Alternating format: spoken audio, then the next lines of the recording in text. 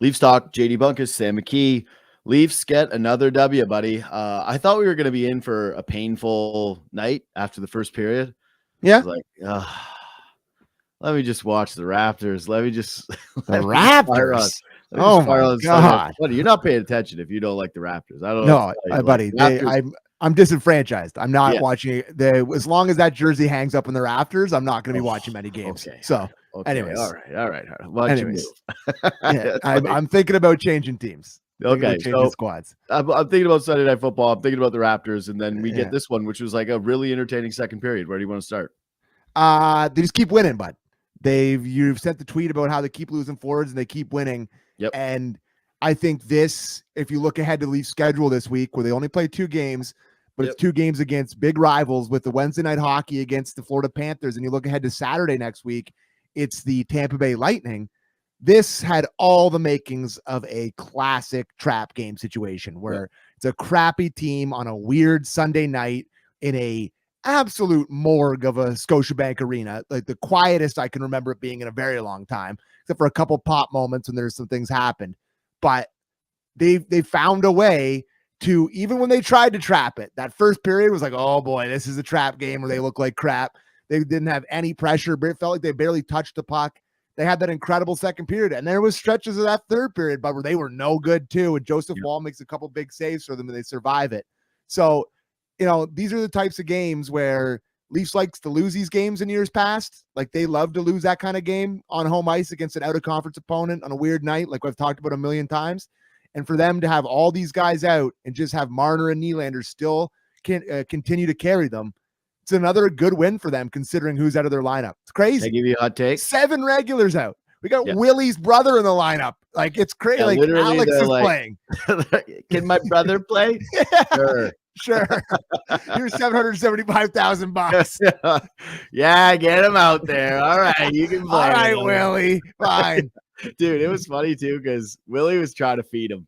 So whenever they were getting out there, he was trying to give him the touches, going, "Come on, buddy, like just get one towards the net." Hopefully, he just gets a secondary assist on one of these suckers. You could tell that he cared, that he was invested. I don't think I've ever seen Nylander like want to give up the puck as easily as he did with his brother. Let me ask you the brother dynamics. I don't have a brother. So you have a brother who we absolutely love, Dine. And Willie is the older brother, like you are the older brother. Yeah. What would the situation be like if Dynas was playing for the Leafs and you were the older, better brother? Like that doesn't seem like the best. Older, better? Yeah, no, like older, at hockey. Oh, yeah. Oh, obviously you'd rather be the better. Yeah, clearly. No, I just mean like, what's the dynamic like for the 2 boys tonight? I think that, I don't know. I'm pulling the Swedish card on this one. It's like, I think that you abstain from the conversation. I think it's different. Like, if you have a brother, you know that his success is that's the best thing other than your success. Of course. I would say it's sick, but it's also, I do think about it where I go, man, it'd be so weird to be in like an NHL caliber guy. And Alex, let's be honest, like, he's not very good. And I thought that if he's borderline. Yeah, if he got offered an NHL deal, there was reports like he turned it down to go with the Leafs. So I was like, good for him for getting into the Leafs roster. But I thought that's insane that you turned down an NHL deal to go play with the Marlies, if that's true, because I just don't know what you got with the career. I'm not overly hopeful. Like, I think I'm pretty realistic about what Alex Nylander is going to give the Leafs. It's funny because like he looks like Willie, but without any of the, his puck touches are so similar in terms of like he clearly has a really good brain. Yeah. But like the feet just aren't there, and like the fluidity, and like they're like, you can see that they are brothers. And that's where it ends. That's exactly where it ends. It's literally if William Nylander got monstarred. Now we're just being me. It's Sunday night. We're just dunking on Alex. But it would be. But yeah, I think that, listen, man, it's probably a little bit of a weird dynamic because they probably grew up competing against each other their whole lives. Like, no one's competing against you more than your brother, especially when you're playing the same sport. Basically the same age. And so then at one point when some guy just becomes like way better, it's got to be a little strange. But I'm sure they're both thrilled for one another. And like right now playing on the Leafs, like you don't really care. You're like, okay, whatever. Like, it's here with my brother. Okay, I got a hot take though for you. Let me have it. About it. Got a little hot take. Love it. I need it. Warm me up. Yeah, it's Sunday night, baby. Warm me up. It's dark outside. It's all right. Dark and it's Sunday. It's dark. It's Sunday, and this game really is like pretty easy to break down. Leafs have two guys that were awesome, and they kicked the ass of Utah in the second period. Yeah. But you said that thing about how this was such a schedule loss for them, right? Like I looked at this first period happen, and I was like, all right, you guys are going to dog it. And Sammy and I are going to do a little layup show, not really care. Just go, yeah, they've been good lately. They've missed a lot. That 100% was my take. I was not sharpening the knives at all. What are you supposed to say about this one? I thought we were going there. Yeah. But I just say that they asked Berube about the Matthews theory. Okay. They're like, why does your team always win without Matthews? I think they have less dog nights without Matthews, man. Like, it's just a theory, but I kind of feel like when it's the other guys driving the bus, that the temperament of the team is just a little bit more engaged, like wire to wire with. Let's talk that out. Like, why would that be? Because why would that be? I think a team takes on the personality of the best player. And I think that some nights when Matthews, and we know, dude, he's a great player, right? Like everybody likes Austin Matthews. Everybody wants Austin Matthews back. Like, I'm not taking this hot take to the level of like the Leafs are better off without him, because like that's not what I'm doing. I'm just damn good without him, bud. Yeah, but so I'm just saying for regular season, right? For the regular season, where this guy is not amped up for every single game. He wants to score his goals. Like there's no doubt he's a goal scorer. He rips a ton of them 5-on-5, all that. But we know like the personality is like sometimes like, hey, I'm cool. I'm not engaged. That's why it looks so different when he's tearing it up. And he takes on the team looks so much better when he's scoring goals, and they're kind of following his lead and following the fire that he has when he's scoring in big moments. But when he's not, he can kind of disappear a little bit emotionally from some of these games. And I think that maybe the team takes on the personality a little bit. Like I said, it's a hot take. I'm not expecting everybody to come at me. I love it. I'm sure the chat's going crazy, calling me a bozo. Although I gotta say, I gave the chat an opportunity to make fun of me when I gave the take about the hit defending the NHL's decision. I think I was on the right side of history. I do think that people have come around, but I read the YouTube comments like I promised I would. Only nice stuff. So thank you to all the nice people. Anyways, what do you think about that? You actually went and did it, eh? What a guy. I'm a man of my word. A word is bond, brother. Word is bond. Yeah. So what do you think of that take? I think it's a good take. I think it's a fun one. I don't necessarily know how to, talk it out. I think the personality thing with him being a little bit too cool for school at times, and them just sort of like he kind of encapsulates being able to rely on your skill and win a game where you're not playing well, right? Where it's just like, how many games have they had over the years where they've just been dogging it, and then in the third period, they just take over when they're actually really trying, and they end up winning a game when they score 2 late goals, win an OT or whatever. Like, there's something to what you're saying. I actually really do think there's something to it. Yeah. And I also like the other side of that take is that they probably depend on him a little bit.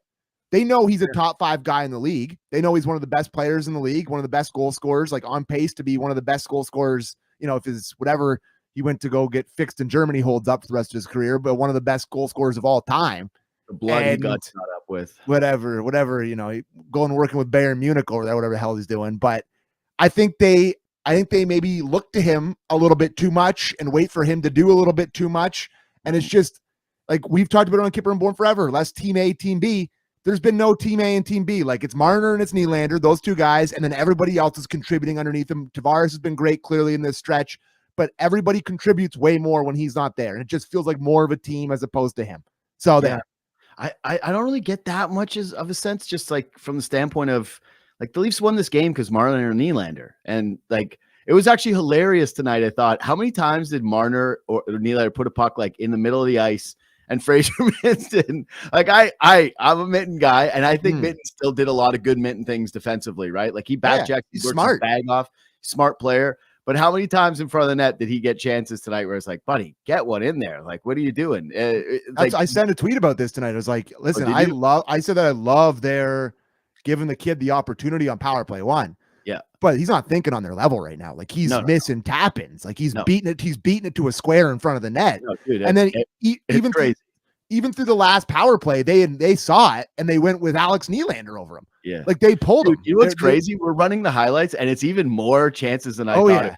Oh yeah, he had like 6 or 7 chances tonight, I swear, where he could have just shot it in the net. Yeah. And like he's like over dramatizing that like target thing where he's like holding his stick. It's just he's a borderline AHL, like he's a kid. Like he's not supposed to be here. Like he's playing well defensively. He's on the right side of pucks, all that stuff. But I do think it's a little bit too much to ask of him. But there's like a ton of guys out. I don't mind giving him a try, trying to get his confidence going. But yeah, but I think it should have been Alex from the start. I'm just saying from the team A, team B standpoint, it's like, yeah, dude, it's pretty clear and obvious right now as they're down these forwards when the big boys step out on the ice, how different it looks. Like, to me, like the second period was awesome, but the story of the game just continues to be Mitch Marner, who is like, he's on a just completely different level than everybody else in that game tonight. Yeah. And I thought Nylander was good and Nylander had moments, but Mitch just like, did he have a bad shift? The only play he made that was bad was right at the end of the game where they were trying to clear the puck out and he gets it on his stick and he tries to like feather it between 2 guys and it ends up on somebody's stick in the slot. And that's literally the only mistake I think he made the whole night. Like it's the way he's playing right now is he is an all-world player. He is a top player in the league. Like you watch, I mean, I watch a ton of other hockey.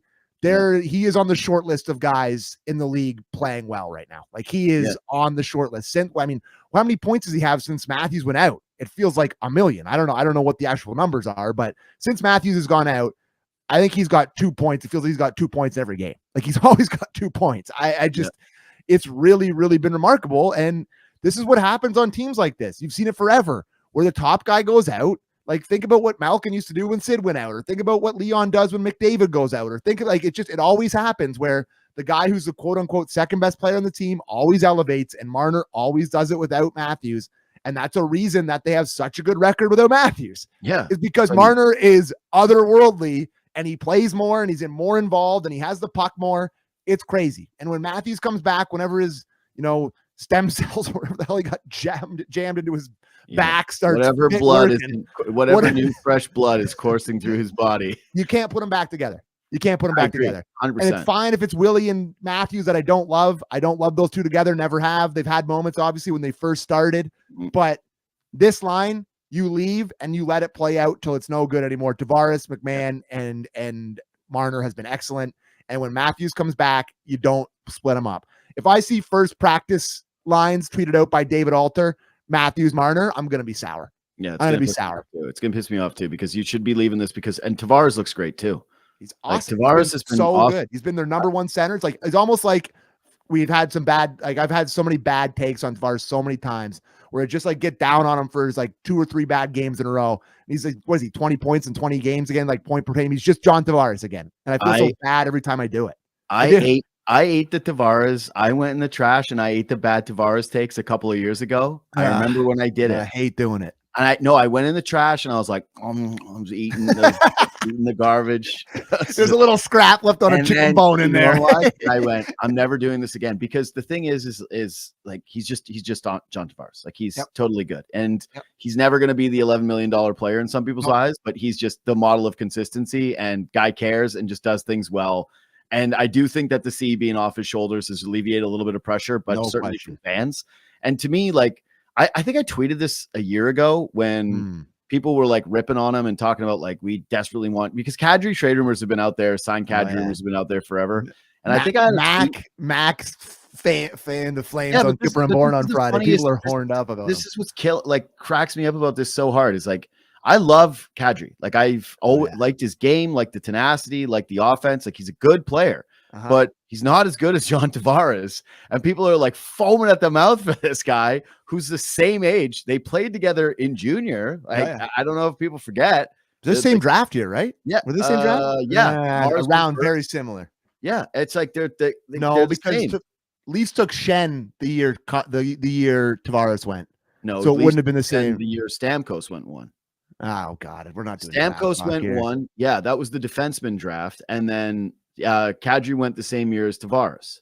Okay. All right. Yeah. I'm pretty sure. Totally trust you. Sure. No, I'm actually positive. Okay, I'm good. positive. Good. So you got me a little twisted up, but no, Shen is the year where it was like Gojin, Doughty, Petro. Thank you, Christian. Thank you, Christian, for knowing that. 2009 Christian. I said it. I'm giving Christian credit. Thanks, Christian. Thanks, brother. Me? That's brutal. That's hurtful. Anyways, Tavares is good. Is the take.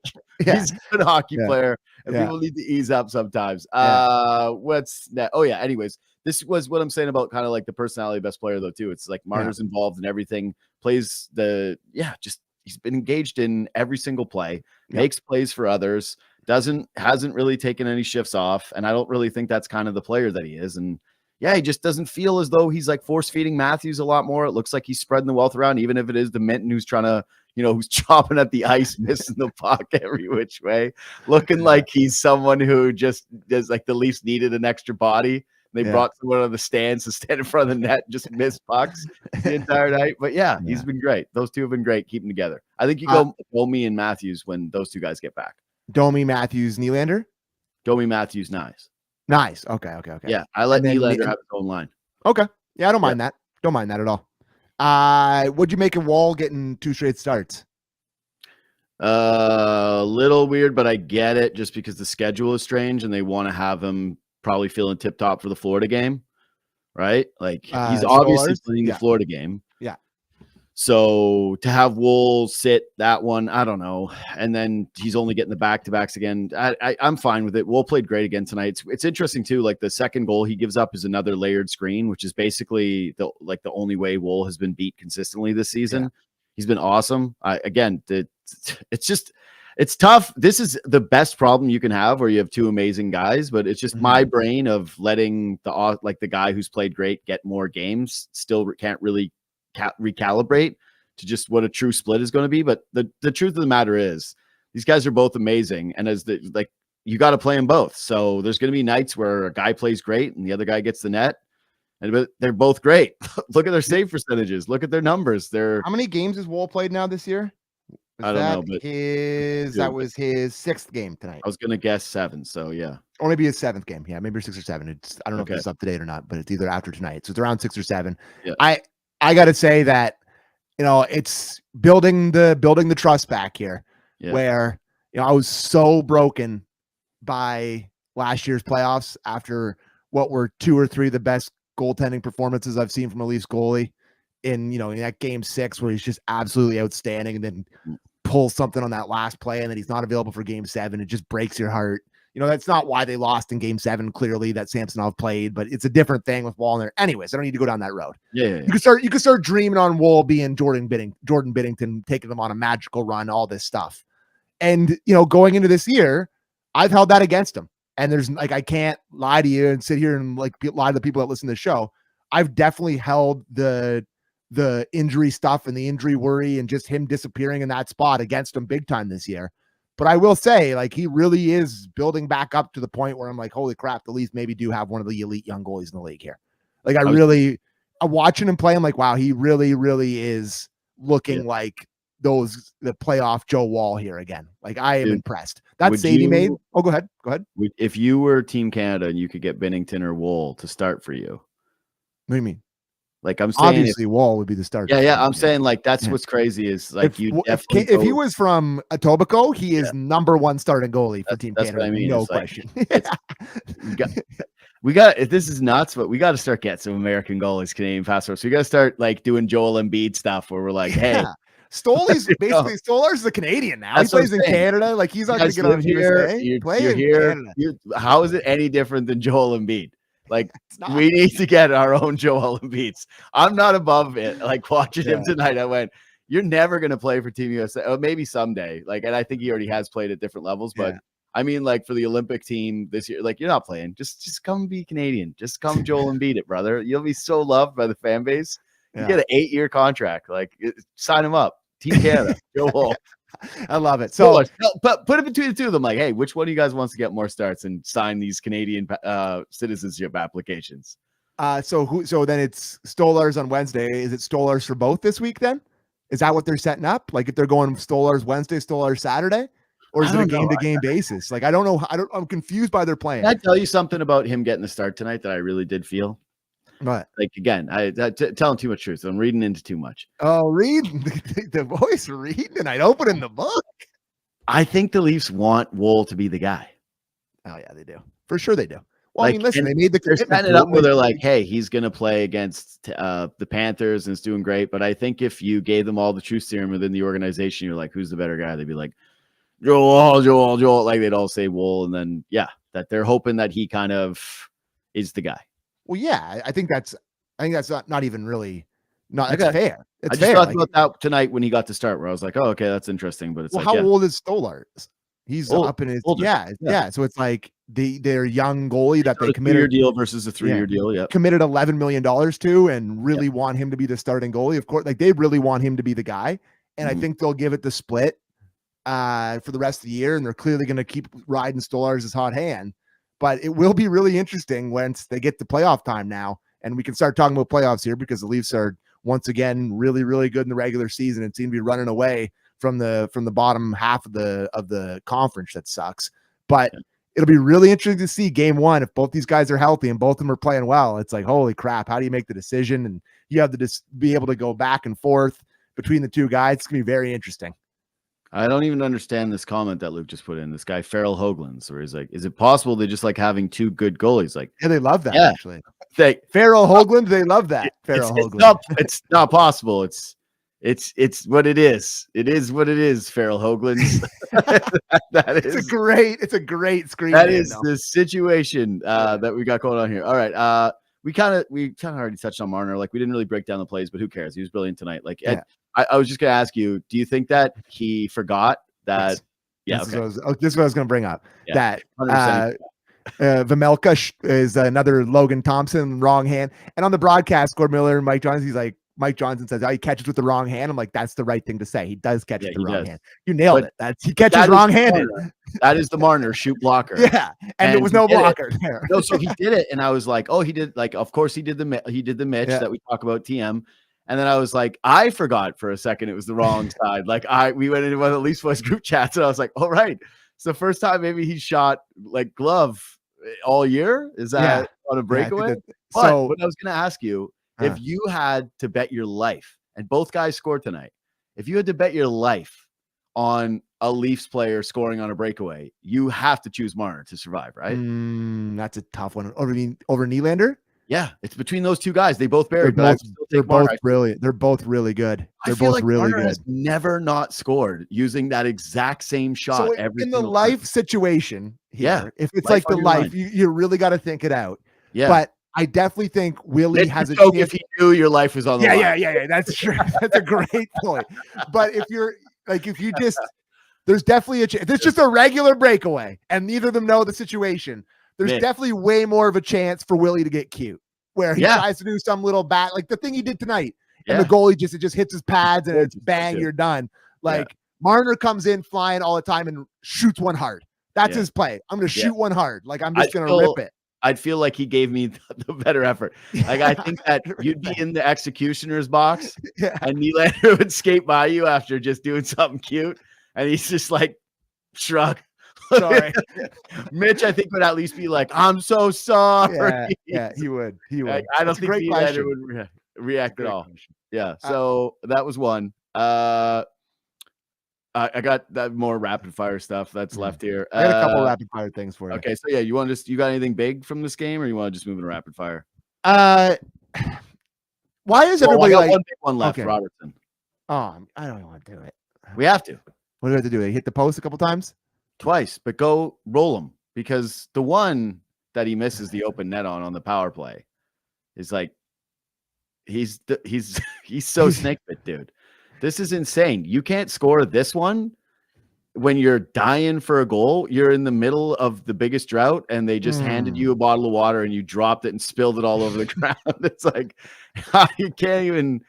It's bad, dude. And then you saw his reaction right after it. It's in his head, deeply in his head. And I think that he's trying to force the offense now a little bit more, especially as he's getting more opportunities with these guys out. But I think this guy knows that he's dead man walking, and I don't care how many penalties he draws because he's small. Like, I just don't care. I don't want to hear it. Like, yeah, I know he gets knocked over. Although, poor guy, like, who is the Utah player tonight that just gave him two problems? Lamoureux. Yeah, Lamoureux picking on the smallest guy on the ice. Wow. I mean, this happens to him every game where guys are just blown away by how easily he falls, and refs keep bailing him out. But That first one was a stock front of the net cross check that happens 100 times a game, and guys just don't go down. And it's not like he dove. No, he just is like, yeah. like he just goes down because he's dying. Yeah. I don't know. Like I wasn't going to bring it up, but I'll bring it up, man. I'm pretty sick of watching this. I gotta tell you, I'm pretty sick of watching it. I'm completely over it. I feel so bad because I didn't eat the Tavares trash, but I ate the Nick Robertson ripping up the preseason trash again. And I just actually need them to trade him so I don't eat the trash again next year when he scores 3 preseason goals in 2 games. And I'm like, you know what? This is finally the year. Yeah, no, I know there's a lot of you that just will die on the hill. Like, it's just crazy to me that some people think that there's like a greater thing going on here. But yeah, whatever. I had to mention it. All right, rapid fire. What do you got? I think it's so embarrassing for the city. Yep. That the guys, those guys had to walk. Yeah, it's like, and everyone's like, ha ha ha. I'm like, that is beyond an embarrassment. I know our city is a disgrace for traffic. That is as bad as it gets. Like that, like people are like, oh ha ha, like these guys are walking. They made a TikTok about that. Yeah. If I'm like, a city planner, like I'm not sleeping tonight. That's a shame. Like for shame, Toronto traffic. Like so we can, barricade the streets so Taylor Swift can get out of here, but it's like the Utah hockey players can't get to the game. It's like, oh my God, come on. Yeah, I don't think we should be shutting down the highways when the Utah anyone comes to town. No, you got listen, Taylor Swift, you're doing it. I'm not a Swiftie, but I get it. You're doing it.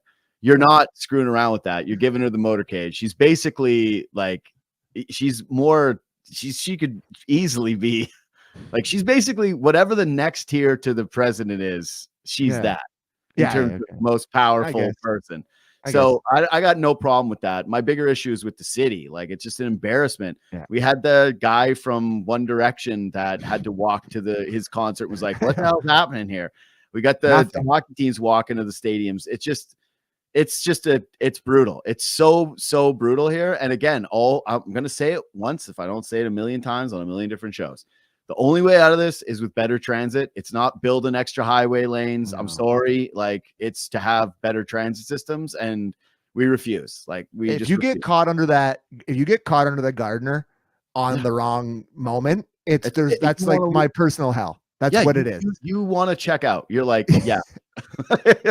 I walk. I'm leaving the old RAV4 here. I'm walking. Like, it's demoralizing. Like, it beats on a part of your soul that you didn't know could feel that low. Santa Claus parade was today, apparently, according to Luke. Luke, it's cool that it was today, but that's the point. Is like, we're always the Mr. Burns of where it's like we've got all the diseases crammed in the door, and it's like if one gust of wind happens, it's just over. Like the system is horrific. My rapid fire is about the team. What did I have? About the Utah Hockey Club. Jersey talk. Myrtle mentioned on my show that Bukestad was realistic as a target for the Leafs. I was curious if you had any Bukestad thoughts, other than like he dropped his stick. He's just big soft guy. I was gonna say such a Dubas guy who's like, he's big. Yeah. They got a big guy, and he just never touches anybody. That's my take on Nick Bukestad. He's been on 100 teams. I'm good. I feel the exact same way, dude. It was just like, I watched his game closely tonight, thinking, all right, let's scout him up. No, not a lot there. He's the least 6'6" guy you'll ever see. How many teams has he played for now? Like, feels like it's honestly been I don't know, 6 probably. I'm looking at his thing here. Florida, Pittsburgh, Minnesota, Arizona, Edmonton, Utah. So 5 teams. Yeah. People want you to do Jersey talk, so you can do that before I do my last thing. I was on record that I like the jerseys. I think they're nice. I think it's, every time there's like a new jersey, people try to reinvent the wheel.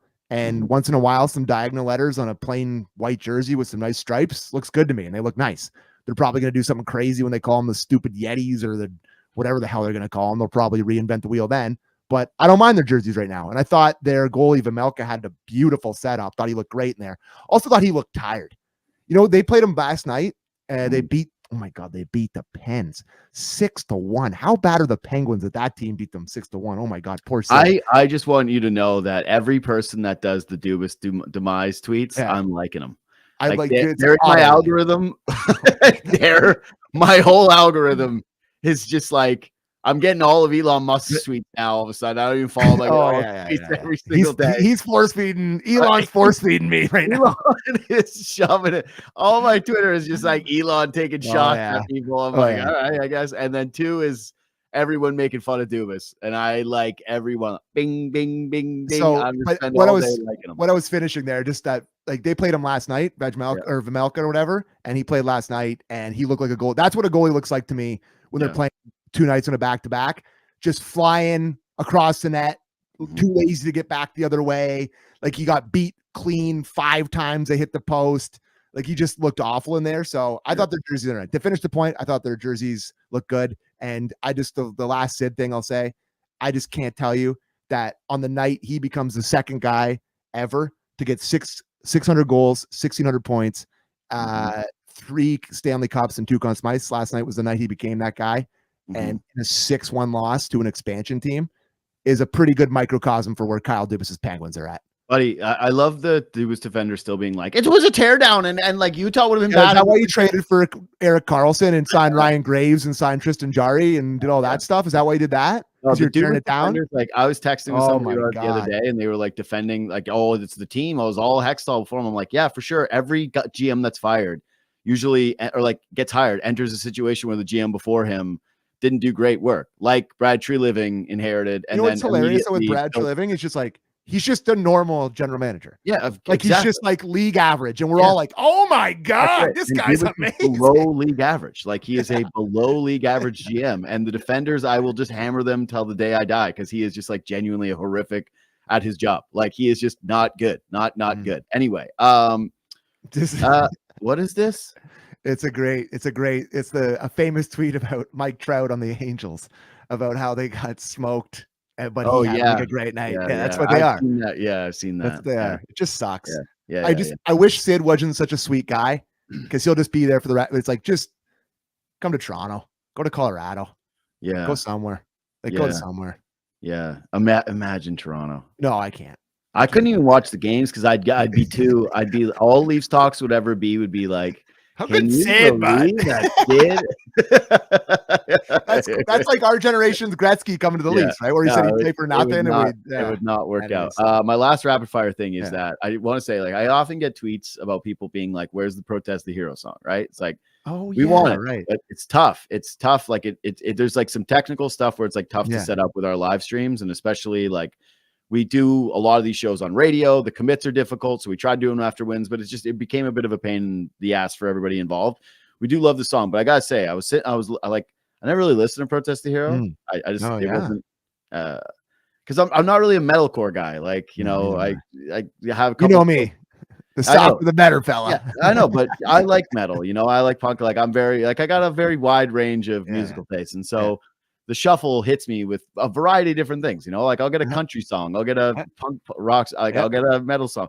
And I was in my workouts recently, like mixing in a couple of old bands, like a little bit of like 36 Crazy Fists, a little bit of Killswitch Engage. So it must've been like, hey, you like metalcore? And I'm like, no, not really. But then this song came on and it was ripping. And I was like, oh, and I was on the subway going to work being like stoked on it. And it was the Protest song. Nice. I love that. And I went in down the rabbit hole of Protest, and they got bangers, like legitimate certified bangers. So I just want to say that, like, I'm sorry for never really listening to your music, Protest the Hero, for like writing our song, but I got around to it, and I got to say, very, very, very impressed. So not a metalcore guy, but now maybe a little bit more of a metalcore guy. Last thing for me, what'd you do with your Saturday night off, bud? You do anything good? Date. Nice. Yeah. I went on a date. I went on a date with my wife too. Yeah. So which was unbelievable restaurant. Probably better than mine. Oh my God. Mine was a miss. Oh, mine. Listen, Old Alley. It's never a miss. We always have a good date. It was awesome. She appreciates. We always have good dates. Alley. One Saturday night off once in a while is nice. It's great. Saturday hits different than Friday. Saturday always hits different than Friday. It just having does. a Friday and a Saturday off. Made me realize what I was missing in my life, and I was like, oh right, they should only play Sundays. Yeah, agree. You know what when they should play? Once a week, Wednesday night. That's it, like football. That's what this should be. Giving my life back. So subscribe to this podcast, leave 5 stars, do all those things.